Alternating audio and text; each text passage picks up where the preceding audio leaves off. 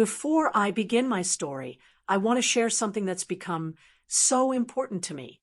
This entire journey was about finding my own voice. If you're also feeling exhausted from being everything to everyone, this audiobook, Coming Back to Myself, might help. The link is in the pinned comment. My name is Pamela Harris, and I'm 68 years old.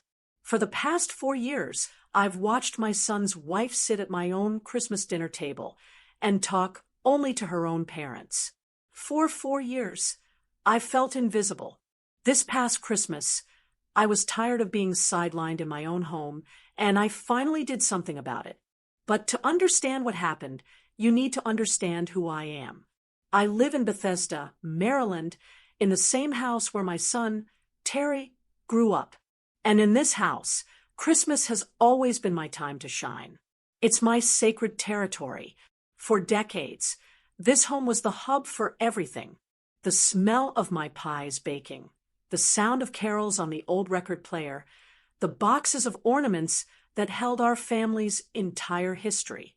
When my husband, Frank, passed away 8 years ago, that first Christmas was the hardest. The silence was deafening. I knew I had a choice. I could let our traditions fade away with him, or I could take on the mantle myself. I chose to keep going. I chose to be the one who kept the heart of our family beating. So I poured everything I had into it. I decorated the tree. I baked the pies. I spent weeks planning and preparing the Christmas feast that my family always said was legendary. My home became the default location for every Christmas gathering, and I truly, genuinely embraced it. It was my connection to Frank and my gift to my son. But as I was setting the table this year, arranging the good china, and polishing the silver francs Mother left me, I felt that familiar ache settle into my chest. It was more than just being tired.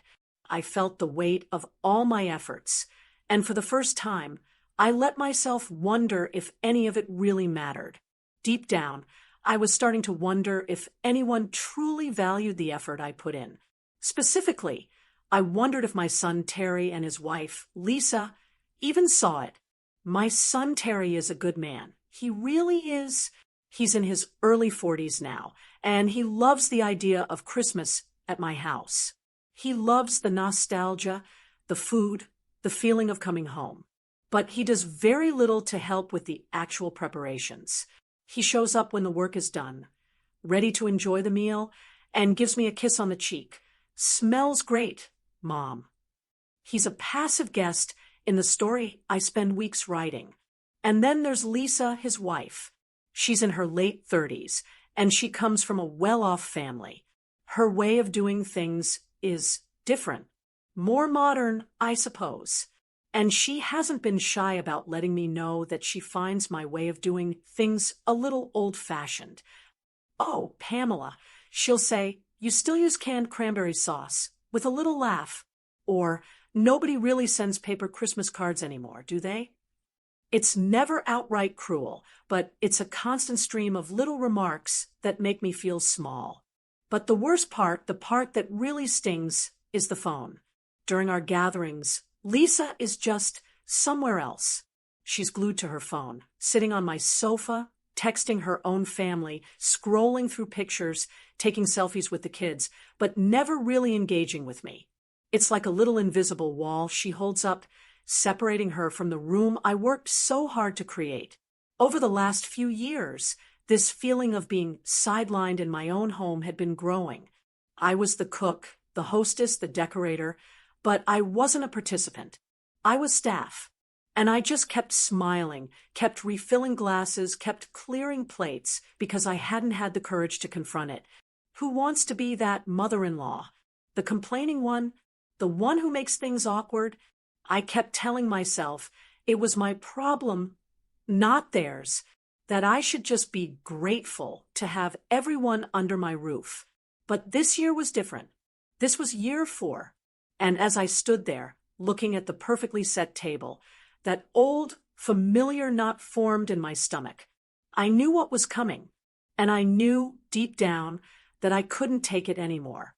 Before I tell you what I did, You need to understand how we got here. It didn't happen all at once. It was a slow fade, an erosion of respect. And it all started with their first Christmas as a married couple. That first Christmas after Terry and Lisa's wedding. I was so excited. I really was. I had spent so much of my life as a boy mom. I'd always wanted a daughter. In my mind, I pictured me and Lisa baking cookies together, sharing traditions, me passing things down to her. I was so hopeful. I spent the week before their visit in a happy blur. I'd spent days preparing the meal, of course. The turkey, the stuffing, the pies. I bought special presents for the grandkids, Emily and Luke, who were just toddlers then. I was just thrilled to have the whole family together, to have my son home, and to start this new chapter. The doorbell rang right on time. I remember wiping my flour-covered hands on my apron and pulling the door open with the biggest smile on my face. And there they were, Terry, Lisa, and the kids, and two other people, Lisa's parents. I'd met them at the wedding, of course. They seemed like nice people, but now they were standing on my porch, holding gift bags and a casserole dish, clearly not just dropping Lisa off. I looked at Terry, confused. He just gave me this tight little wince. "Mom," he said, "hope it's okay. Lisa's parents were in town. It was impromptu." Lisa chimed in, smiling brightly. "It's no bother, right, Pamela? We even brought an extra dessert." What was I supposed to do? What does any woman do in that situation? You can't say, "No, it's not okay." You can't say, "I only set the table for 6. It would have been rude. It would have started a war. So I did what any hostess would do. I smiled. "Oh, the more the merrier. Please come in, come in." But inside, my heart was hammering. I was completely taken aback. I had to run to the linen closet for the extra tablecloth leaf. I had to go down to the basement to find 2 more folding chairs, which didn't match the good dining set. I had to rearrange all my place settings. It threw everything off. I felt flustered and a little foolish, like I was unprepared in my own home. Dinner time came. My table is a big, long rectangle. Frank always sat at one end, and I sat at the other. It's how we always did it. Well, somehow Lisa and her parents sat down together at one end of the table. They were laughing and sharing private jokes, talking about a recent trip they'd taken. And Terry, my son, looking a little uncomfortable but wanting to be a good husband, sat right down with them. That left me at the other end. All by myself, really. The grandkids, Emily and Luke, were in high chairs on either side of me. I spent the entire dinner cutting up turkey into tiny pieces for Luke and reminding Emily not to throw her green beans. I was at the kids' table, and I was the only adult there. I tried to call down the table, "Terry, how's that new project at work going?" But the conversation at the other end was so loud. Lisa's father was telling a long story. Terry just kind of nodded at me and turned back to them. I felt the sting of it, this sharp little pinch of exclusion. But I told myself to be reasonable. It was their first Christmas. This is how families blend. It's an adjustment period. It'll be better next year. I told myself. I cleaned up all the extra dishes by myself that night, telling myself it would get better. The next year, I once again invited the family for Christmas. As I started my preparations, I steeled myself. I figured this time Lisa would call and ask if her parents could come. I was prepared to say yes, but I just wanted the courtesy of being asked. The phone rang about a week before Christmas. It was Lisa. "Hi, Pamela," she said, her voice all breezy and cheerful. "Just letting you know, Mom and Dad are coming with us again. They're so excited for your roast." She didn't ask. She told me. It was just a small change in words, but it landed like a stone in my stomach. It wasn't impromptu this time. It wasn't an adjustment. It was an expectation. My home was now just the location, and she was handling the guest list. I didn't know what to say, so I just said, "Oh, that's nice. I'll have the chairs ready." When they arrived on Christmas Day, the house was filled with the smell of pine and roasting turkey. But the moment they walked in, the entire feeling of the house shifted. Lisa and her parents immediately took over the living room. Her father grabbed the remote, my remote, and said, "You mind, Pamela? Big game is on." And just like that, the Christmas carols I had playing were shut off, replaced by the yelling of sports announcers. Terry just settled into the recliner next to him, laughing along with the game. Lisa was on the sofa, showing her mother pictures on her phone. And the kids, Emily and Luke, were now old enough to have their own tablets.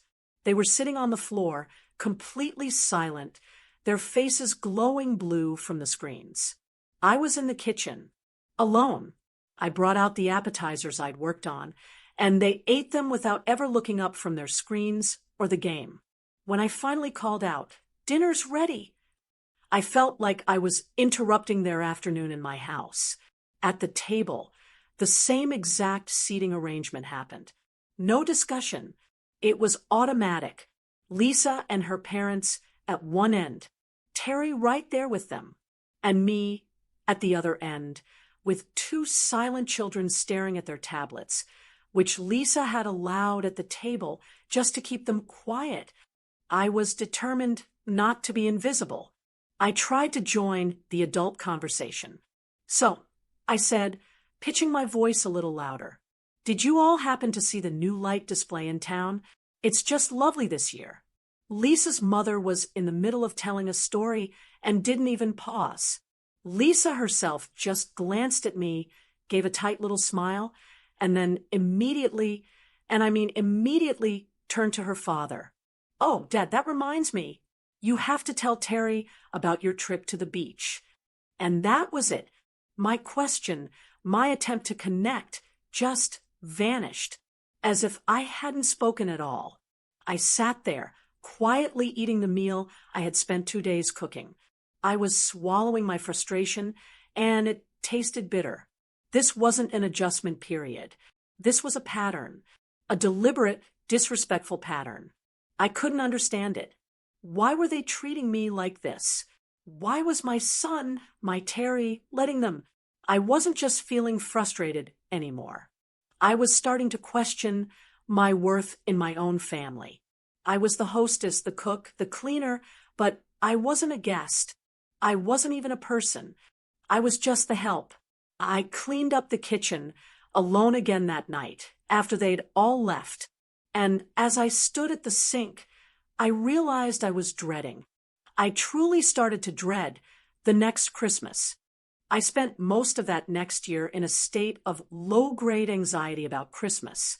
I dreaded it, but I also felt angry. I was angry at myself for just sitting there and taking it. I was 66 years old, and I was being treated like a child at my own table. I thought, not this year. This year, I'm going to fix it. I knew I couldn't tell them where to sit. I couldn't just say, "Lisa, you're not allowed to sit next to your mother." That would be a declaration of war. So I came up with what I thought was a brilliant, subtle solution: place cards. It was civilized. It was traditional. It wasn't about being formal, as Lisa would later claim. It was a strategy. I would put Terry next to me. I'd put Lisa's mother at the other end of the table. I'd put Lisa's father next to me, so I could at least talk to him. I would scatter them. I would force them to be a family, not two separate camps. I bought lovely festive card holders. I used my best handwriting. I set the table on Christmas morning, and for the first time in a long time, I felt a little flicker of hope. I felt clever. I thought, this is it. This will solve it. The doorbell rang. The family came in, stamping the snow off their boots.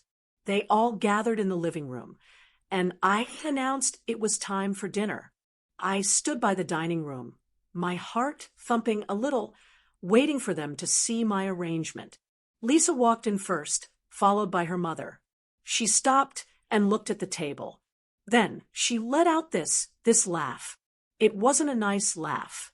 It was a little pitying titter.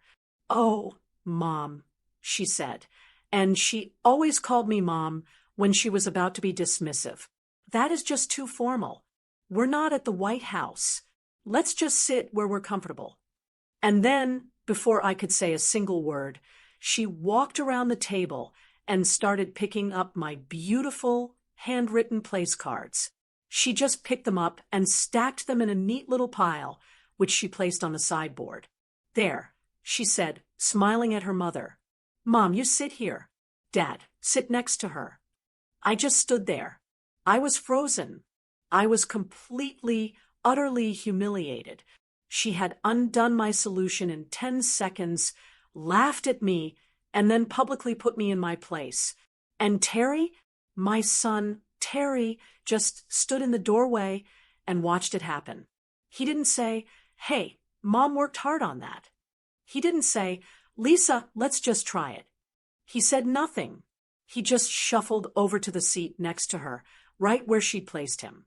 I had to sit down at my end of the table. I had to eat my meal. The dinner was exactly as it had been the year before. Only this time it was worse.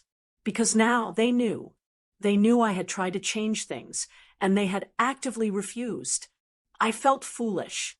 I felt powerless. The conversation at the other end of the table was loud and cheerful. They were talking about their vacation plans, a cruise they were taking. I wasn't invited, of course. I just sat there, pushing my food around my plate, feeling the burn of tears behind my eyes. I didn't say another word. That was year 3, the year I was put in my place. So when year 4 started to approach, I was done. I mean it. I was emotionally and physically exhausted. I did not want to do it. The thought of buying a turkey, of hauling the decorations down from the attic, it all made me feel sick with dread. I decided to be brave. I called Terry in early November. "Terry, honey," I said, my voice as casual as I could make it. I was thinking, I'm just so tired this year. What if we all went out for Christmas dinner? We could go to that lovely restaurant by the river. My treat. It would be so much easier. No cleanup. There was a pause. And then Terry said the words that just broke me. "Oh, Mom," he said, and his voice was so disappointed. "But it's not Christmas without you. The kids love coming over here. It's tradition. A tradition. A tradition where I cooked and cleaned and was ignored for 6 hours. A tradition where my son let his wife humiliate me. But he had said the magic words. The kids love it. It's not Christmas without you." It was the perfect guilt trip. He made me feel like if I said no, I was the one ruining Christmas. I was the selfish one. So I did it. I relented. "Of course, dear," I said, my voice hollow. "I was just being silly. Of course, we'll have it here." I went through the motions like a ghost. I cooked. I decorated. I prepared. But my heart wasn't in it. That knot in my stomach was permanent now. Christmas Day arrived. This time, they were late. Not just a little late. An hour late. The food was drying out in the oven. When they finally arrived, there was no real apology, just Lisa brushing in. Oh, the traffic was a nightmare. And her parents were with them, naturally. The afternoon was a repeat of the year before. The football game on loud. The kids on their tablets. Lisa and her mother on their phones. I was just a ghost, floating from the kitchen to the living room, refilling drinks, bringing out cheese and crackers that were barely touched. Then it was time for dinner. We all sat down. The same seats. The same divide. The same loud, exclusive conversation at one end of the table. I was so beaten down, so tired of it all. But I looked across the table at my son. My boy. I just wanted one moment. One small, human connection. I waited for a lull in their conversation. I cleared my throat. "Terry," I said, and my voice sounded small. "How is that new project at work? The one you were worried about?" He looked up at me. He opened his mouth to answer. And before one single word could come out, Lisa, who was sitting next to him, gasped. "Oh, Terry, you have to look at this," she interrupted, shoving her phone in his face. "It's a video of my sister's puppy. Look, he's trying to get out of his little bed. Isn't that the funniest thing?" And Terry, my son, he turned his back to me. He physically turned his shoulders away from me, mid-question, to lean in and look at Lisa's phone. "Oh, wow," he said, laughing. "That's crazy. Look at his little legs." That was it. That was the moment. It wasn't just Lisa anymore. It was him. He had made his choice. He had turned his back on me. I became invisible. I didn't say another word. I didn't ask another question. I just sat there. I ate my dry turkey. I watched my daughter-in-law and her parents laugh. I watched my son laugh with them.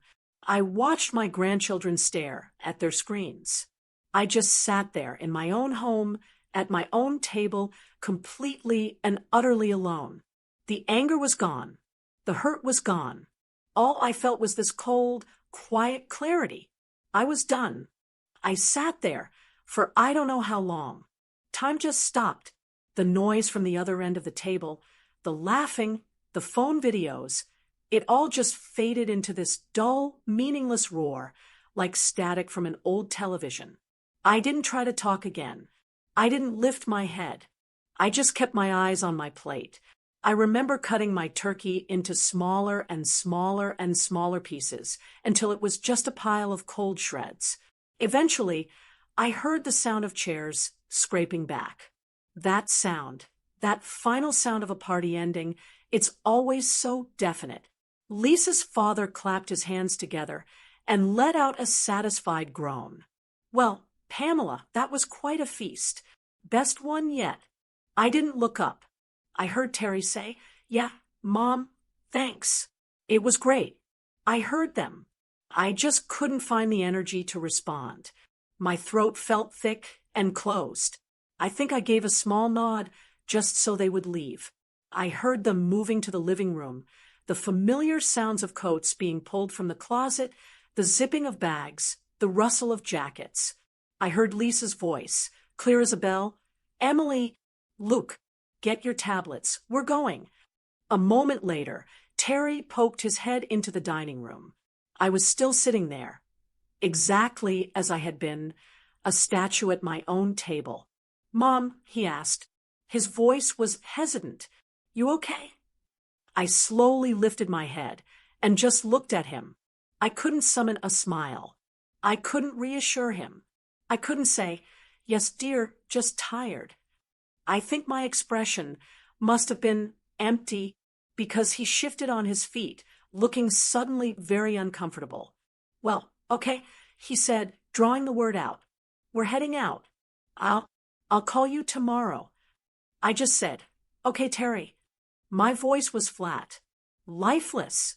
I heard the front door open, the brief blast of cold December air, the chorus of Merry Christmas from Lisa's parents, and then the final, heavy click of the latch. And then silence. A heavy, ringing silence that was so much louder and more painful than all the noise had been. I sat at the head of the table, just sat there, for maybe an hour. The room was a disaster. It was the echo of a celebration I hadn't even been invited to. There were dirty dishes everywhere, smeared plates, crumpled red and green napkins, wine glasses with just a lipstick-stained sip left in them. At the other end of the table, the chairs were pushed back, a sign of a hasty, happy exit. My end of the table was different. My plate was still half full of that cold, shredded food. I turned my head and looked at the sideboard. I'd made a beautiful New York-style cheesecake, my husband Frank's favorite. I'd spent all morning on it, making the crust just right, making sure it didn't crack. It was sitting there on my grandmother's crystal cake stand, perfectly whole, completely untouched. No one had even asked for dessert. They just filled themselves up, talked to each other, and left. That's when the full weight of it finally hit me. The tears I'd been holding back all night finally came. But they weren't hot, angry tears. They were cold, quiet tears of pure exhaustion and grief. I was 68 years old, sitting alone in my own dining room, surrounded by the wreckage of a party I had hosted but not attended. For 8 years, I had worked so hard to be the glue of this family. But I finally realized the problem with being the glue. You hold everything together, but nobody ever sees you. You're just the sticky, invisible stuff underneath. And if you're not careful, you get taken for granted until you're not a person anymore. You're just a function. You're a service. I was the family caterer, the free venue.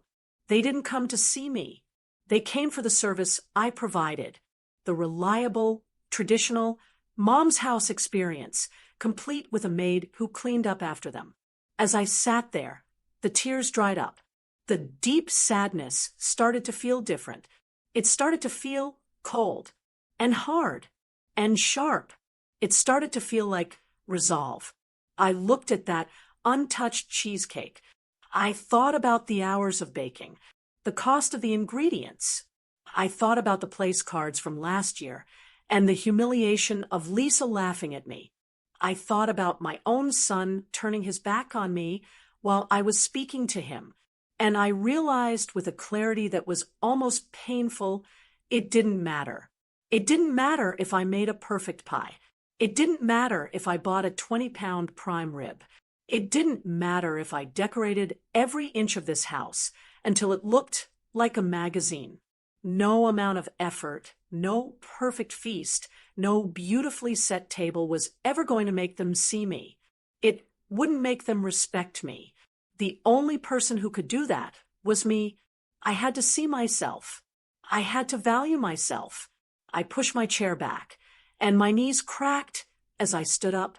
I looked at the disaster of a table, at all the work they had left for me, and I said it out loud, just to the empty room.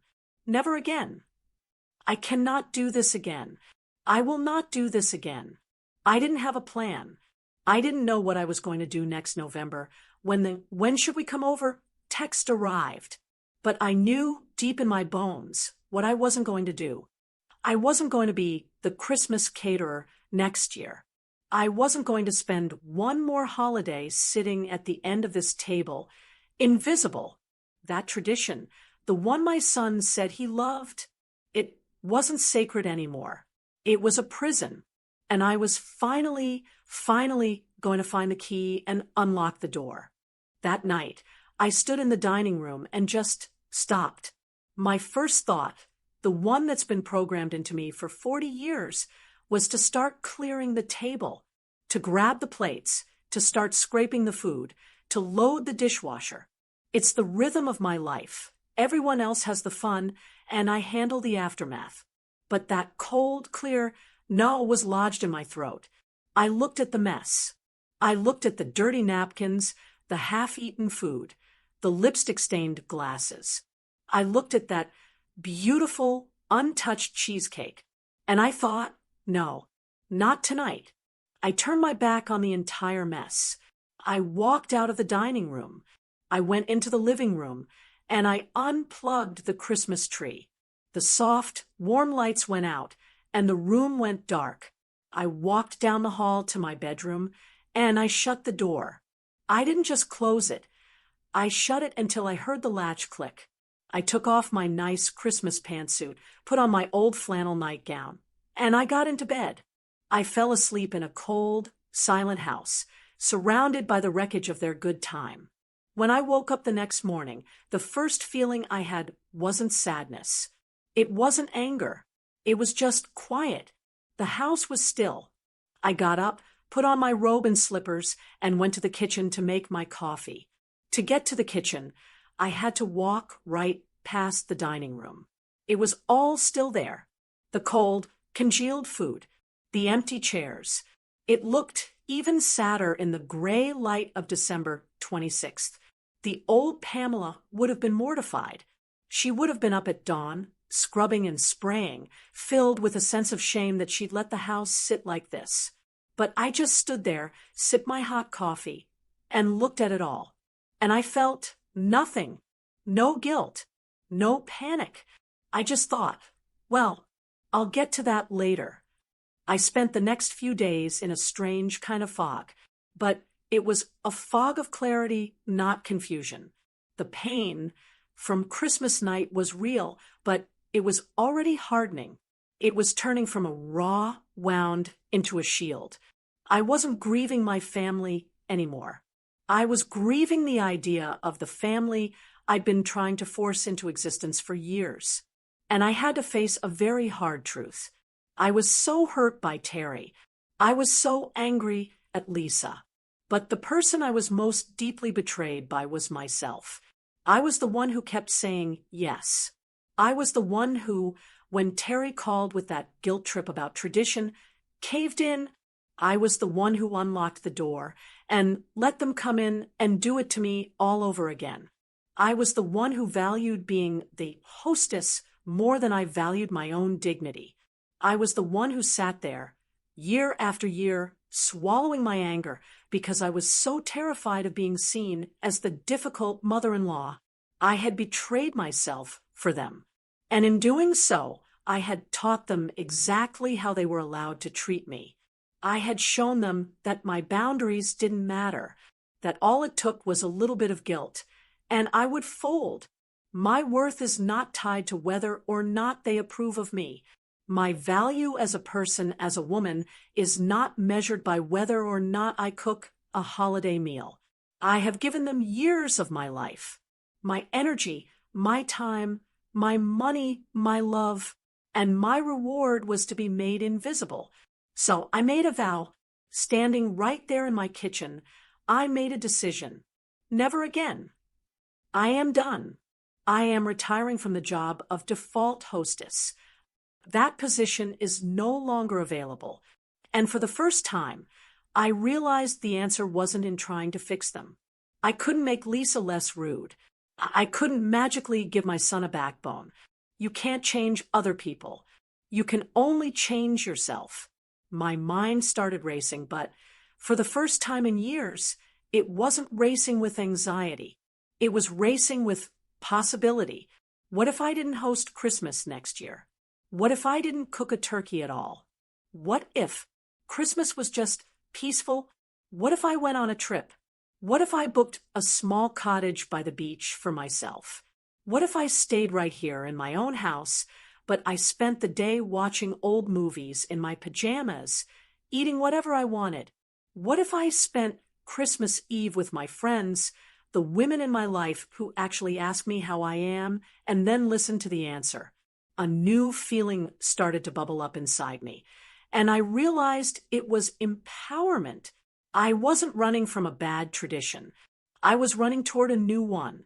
This year, the plan wasn't going to be about them. It wasn't going to be some secret, clever strategy with place cards that they could just laugh at. The plan was going to be about me. For the first time in my entire life, as a mother and a widow, I was going to prioritize my own peace.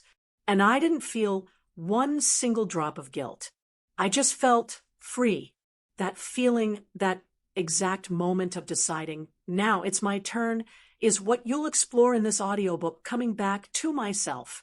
It's 60 truths for when you're tired of being useful and ready to be true.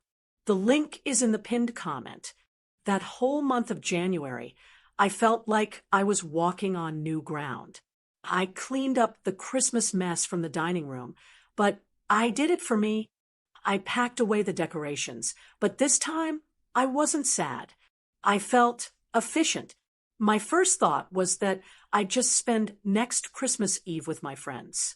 My bridge club, a few other widows from the neighborhood. We could go out to a nice dinner. That felt safe. It felt like a small, reasonable step. But as the weeks turned into months and winter thawed into spring, that plan felt small. It felt like I was still hiding. It was still a reaction to them. Just not hosting felt passive. After 4 years of being walked on, I didn't just want to step aside. I wanted to move in a completely different direction. I needed to make a statement, not to them, but to myself. I needed to prove that I was truly free. It was a rainy Tuesday in March. I just finished my taxes, and I was looking at my finances. Frank and we had been careful. We'd saved. We planned for a retirement full of travel, a retirement he never got to see. And in the 8 years since he'd been gone, I'd barely touched that money. I was just sitting on it, preserving it. For what? For Terry? For grandkids who would rather look at a tablet than at my face? I sat down at Frank's old desk in his study, and I opened my laptop. I didn't go to a recipe site. I didn't go to check my email. I went to a search engine. My fingers hovered over the keyboard, and then I typed in the words, luxury Christmas getaways. Just typing it felt rebellious. It felt decadent, selfish. The screen filled with pictures of white sand beaches, of snowy European markets, of beautiful hotels. And then I saw an ad, a Caribbean Christmas, 10 days of all-inclusive bliss. I clicked it. It was a cruise, a 10-day luxury cruise. It left on December 18th, and it returned on December 28th. It went to places I'd only ever seen in magazines, St. Lucia, Barbados, Antigua. The pictures showed people my age, smiling, holding colorful drinks. They were lying on deck chairs, reading books. They were eating in elegant dining rooms where someone else was clearing the plates. Someone else was cooking the food. Someone else was making the bed. It was the complete, total opposite of my Christmas. It was 10 days of being served, not being the server. My heart was hammering. This wasn't just not hosting. This was leaving the country. This was being completely, wonderfully unavailable. I looked at the price, and my stomach just dropped. It was expensive. It was a lot of money. It was once-in-a-lifetime money. And right next to the price, in big, bold, red letters, were the words, and non-refundable. My hand went to the mouse to close the window. The mom part of my brain, the grandma part, just screamed at me. That money could go into a college fund. That's so irresponsible. That's a new roof. What about the grandkids? You're going to miss Christmas with your grandkids? I was just about to click away, to go back to my safe, sensible plan of a quiet dinner with my friends. And then, as clearly as if it were happening right in front of me, I saw it. I saw Lisa's face, her little, pitying laugh as she picked up my place cards. Oh, Mom, that's too formal. And then I saw my son. I saw his back. I saw his shoulders physically turn away from me in the middle of my sentence to look at a video of a puppy. The cold, clear resolve from that Christmas night came flooding back, but this time it wasn't quiet. It was a hot, protective fire. I thought about the last 4 years. I thought about the money I'd spent on groceries, the hours of baking, the days of cleaning, the emotional energy I had poured down the drain, begging for a single drop of respect in return. This cruise, this wasn't an expense. This was back pay. This was my bonus for 4 years of thankless, invisible work. My hand was shaking. I grabbed my purse from the floor, pulled out my wallet, and took out my credit card. I typed the numbers in one by one. I typed in the expiration date. I typed in the little 3-digit code on the back. My mouse hovered over the bright orange button that said, "Confirm booking." It felt like standing on the edge of a cliff. I took one deep, shuddering breath, and I clicked it. The little wheel spun, and then a new page loaded. "Congratulations, Pamela. You're going to the Caribbean." A wave of pure, terrified, exhilarating freedom washed over me. My first thought was, what have I done? My second thought, right on its heels, was, I actually did it. I had a secret, a huge, wonderful, terrifying secret. I looked around the quiet study. Frank's old books, his lamp, the silent phone. Nothing had changed. But I was a completely different woman than I had been 5 minutes ago. The next 9 months were no longer a countdown to dread. They were a countdown to my escape. I didn't know how I was going to tell them. I didn't know when I was going to tell them. But as I sat there, a slow smile spreading across my face, I knew one thing for absolute certain. I was not, under any circumstances, clicking cancel. I had finally put my own peace first. I walked around with my secret for that whole spring, and with every passing day, I felt stronger. The cruise was this anchor in my future, this non-refundable, paid-in-full promise to myself. I wasn't just thinking I'd take care of myself. I had a receipt that proved I was going to. The power this gave me was incredible. I was no longer afraid of the inevitable Christmas conversation. I wasn't afraid of the guilt trip. I wasn't asking for their permission. I wasn't negotiating for better treatment. I was simply closing a chapter. I knew I couldn't wait until November. That would be cowardly. It would look like I was running away. I had to tell them, and I had to tell them soon. I needed to speak my truth, not to hurt them, but to finally, formally set myself free. I called Terry in mid-May. Terry, I need you and Lisa to come over this Sunday afternoon. I have something important I need to discuss with both of you. My voice was calm and firm. There was no if you have time or if you're not busy. It was a statement. They arrived right at 2:00. I could tell they were a little on edge. They probably thought I was going to tell them I was selling the house or that I was sick. I didn't offer them drinks or snacks. I just had them sit on the sofa in the living room. I sat opposite them in Frank's old armchair. I took a breath. I didn't have a script, but I knew exactly what I needed to say. I asked you both to come here today because I need to say something that I should have said years ago. They both just stared at me. Terry was already looking uncomfortable. For the last 4 years, I continued, hosting Christmas in this house has become a deeply painful experience for me. I've spent 4 years feeling invisible, disrespected, and sidelined in my own home. Terry started to interrupt. Mom, what are you? I held up my hand. Please, just let me finish. I need you to just listen. He closed his mouth. I looked right at Lisa. My voice was steady. There were no tears, no anger, just facts. Lisa, from the very first year, you were married, you and your parents have come into this house and formed a private group that excludes me. You sit at one end of the table and talk only to each other. When I tried in year 3 to fix this by using place cards, you publicly laughed at my effort and moved them, putting me right back in my place. Lisa's face tightened. She didn't look sorry. She looked annoyed. Then I turned to my son. And Terry, last Christmas, I was desperate for just a moment of connection with you. I asked you a simple question about your work, and in the middle of my sentence, you physically turned your back on me to look at a video of a puppy on Lisa's phone. You didn't just ignore me. You made me invisible. Terry's face went pale. He looked down at his hands. I have spent 4 years pouring my time, my money, and my heart into creating a tradition that you all said you loved. And in return, my reward has been to be treated like a servant. I have been relegated to the role of a cook and a caterer, and I am telling you both, right now, that I am no longer willing to do it. I stopped. I let the words just sit in the air. The silence in the room was deafening. Their reaction told me everything I needed to know.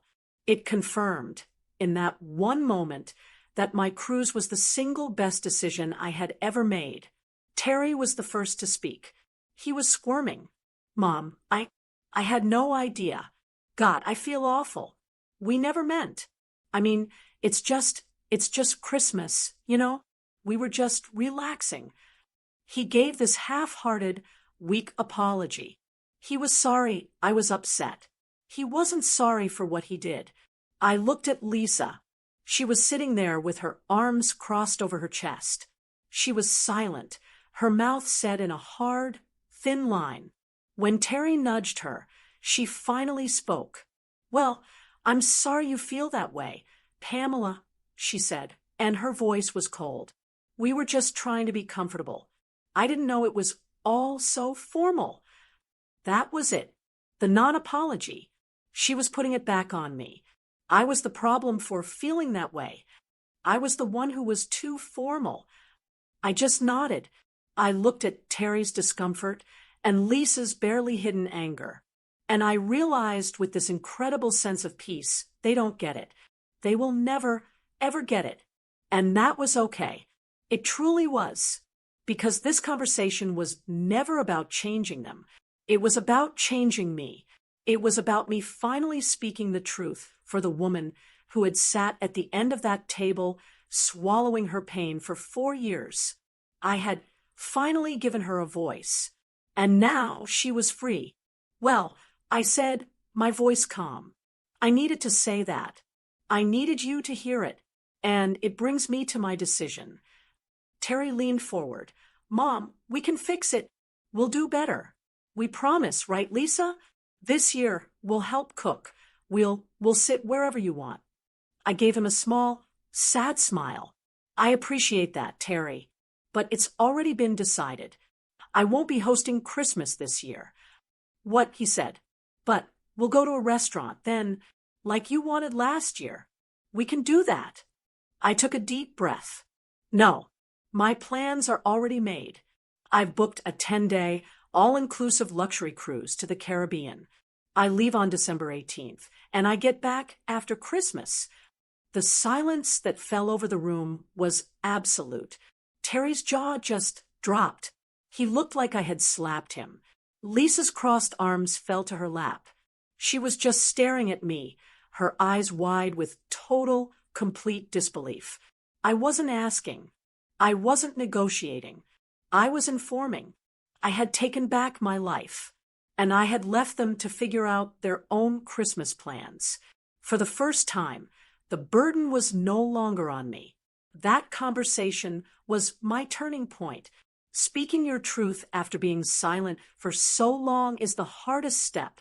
This audiobook, Coming Back to Myself, is about finding the strength to finally say, "Now it's my turn." The link is in the pinned comment. That secret I was holding, that non-refundable cruise ticket, it changed everything. I spent the summer and the fall actually living. I went to the doctor for a checkup. I bought a new swimsuit, something I hadn't done in a decade. I bought a few linen dresses and a wide-brimmed sun hat. I went online, and I even booked a snorkeling excursion for myself. With every little act of preparation, I was building this new version of myself. But I knew the whole time a storm was on the horizon. The confrontation was coming. All year, I'd been waiting for the call. Thanksgiving came and went. I had a quiet, lovely dinner with my friends from the bridge club. We split the cost, we all brought a dish, and we were cleaned up in 30 minutes. It was wonderful. Then, just as I knew it would, the phone rang the Monday after Thanksgiving. Late November. The Christmas planning call.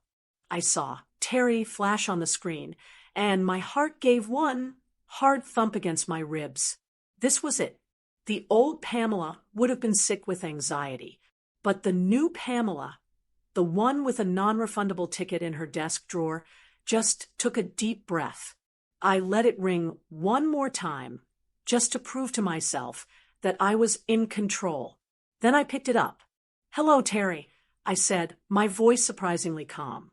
"Hey, Mom, how was your Thanksgiving?" He was all cheerful, all small talk. "It was lovely, Terry. Very quiet. And yours?" "Oh, it was chaos. We went to Lisa's parents. You know how it is." I didn't say anything. I just waited.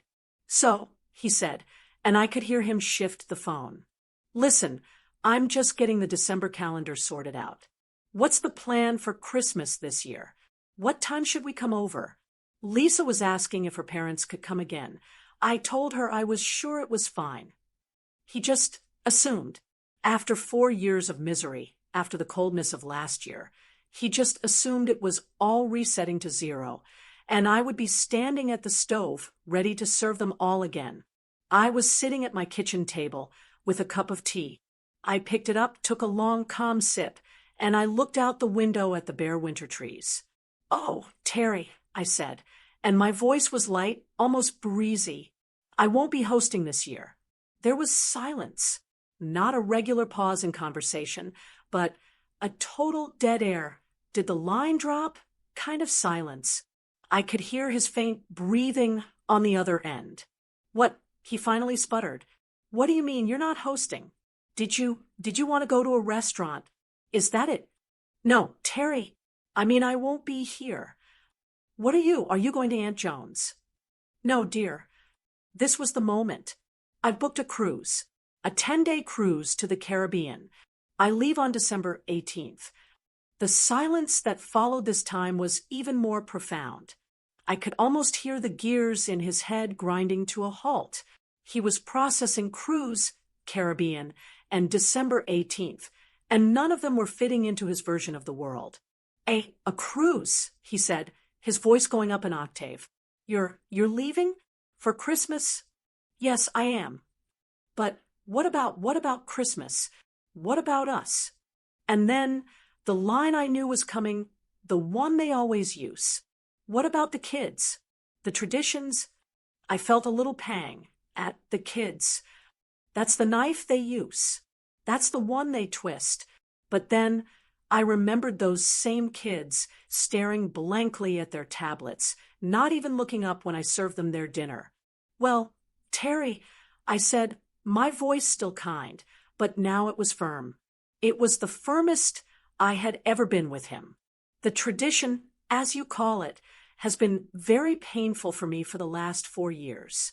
I've spent 4 Christmases in a row feeling invisible in my own home.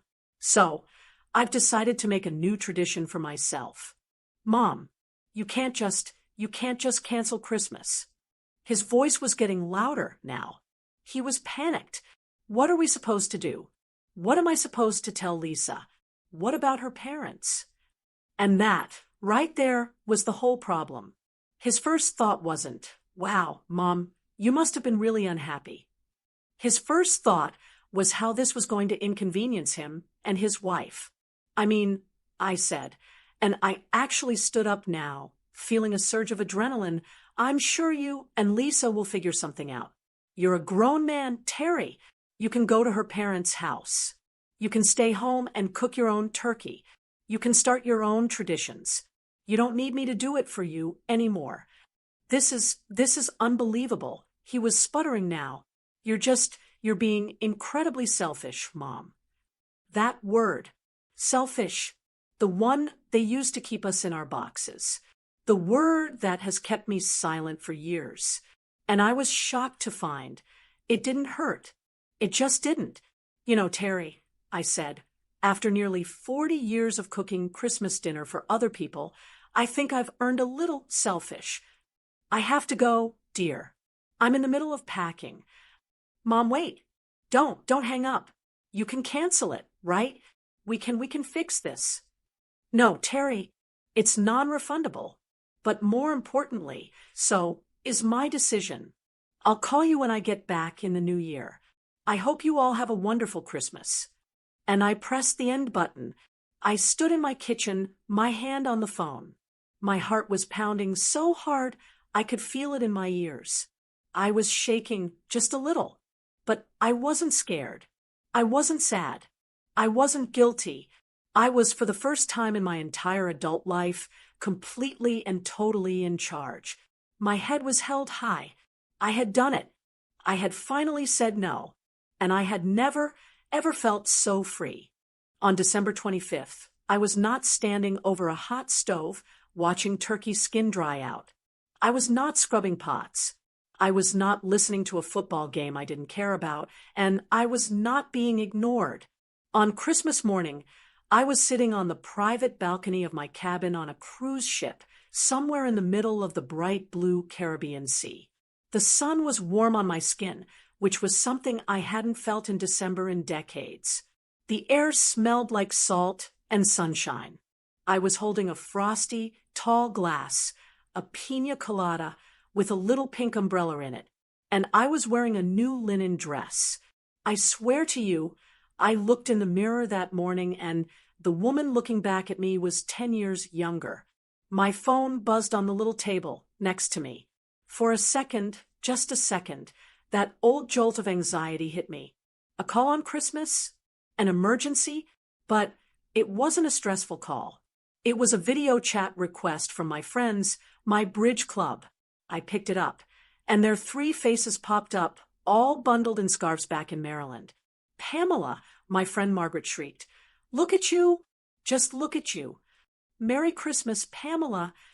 I held up my drink, the little umbrella bobbing, and I just beamed at them. "Merry Christmas, ladies! It's about 82 degrees here." We just laughed, and it wasn't that polite, strained holiday laugh I had become so used to. It was a real, deep, joyful laugh. The kind that comes from your belly. We talked for 15 minutes, just catching up. It was easy. It was light. It was real. After we hung up, I saw that I had a text message that had come in during the call. It was from Terry. My heart didn't pound this time. It just beat. I wasn't afraid. I was just curious. I opened it. He'd sent a photo. It was him, Lisa, and the kids, Emily and Luke. They were at Lisa's parents' house. It was exactly what you would expect. They were all standing in a very formal, very beige living room. Everyone was wearing uncomfortable-looking Christmas sweaters. Lisa was smiling for the camera, but it was that tight, forced smile I knew so well.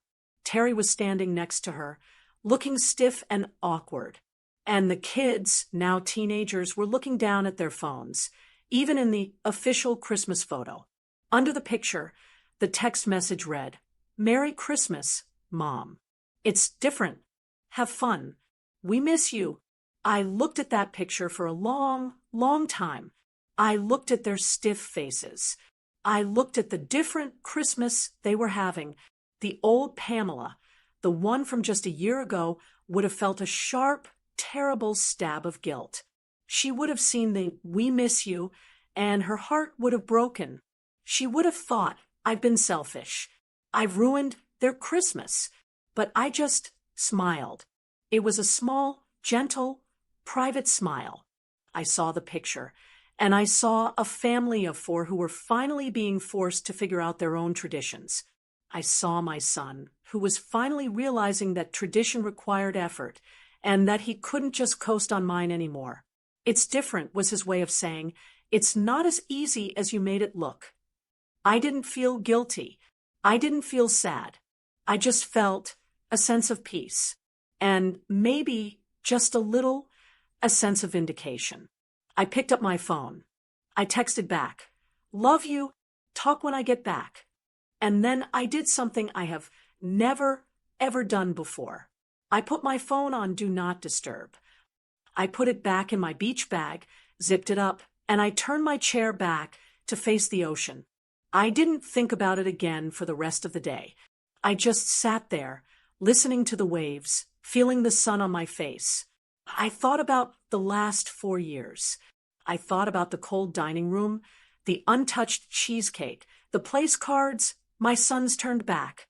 And I realized the truth. True peace doesn't come from trying to please everyone. It just doesn't work. You will run yourself into the ground. You will make yourself sick. You will become invisible, and they still won't be happy. Peace comes from finally valuing yourself. I had spent a lifetime trying to get their approval. I thought if I just cooked the perfect meal, if I just kept the traditions alive, if I just smiled and didn't make waves, that one day they would turn to me and say, "Wow, Mom, you're amazing." I was wrong. I didn't need their approval. I just needed my own. I finally learned that Christmas or any family gathering isn't about the decorations or the meal. That's just stuff. It's supposed to be about love. It's supposed to be about respect. And most importantly, I learned that love and respect cannot exist without boundaries. My journey was a long one. It took me 4 years of being sidelined in my own home to do something about it.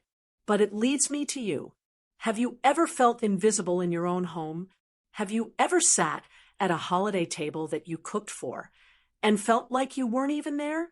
Have you ever felt like you were just the default hostess, the cook, the cleaner, and not a person? I booked that cruise. That was my debatable decision. What would you have done?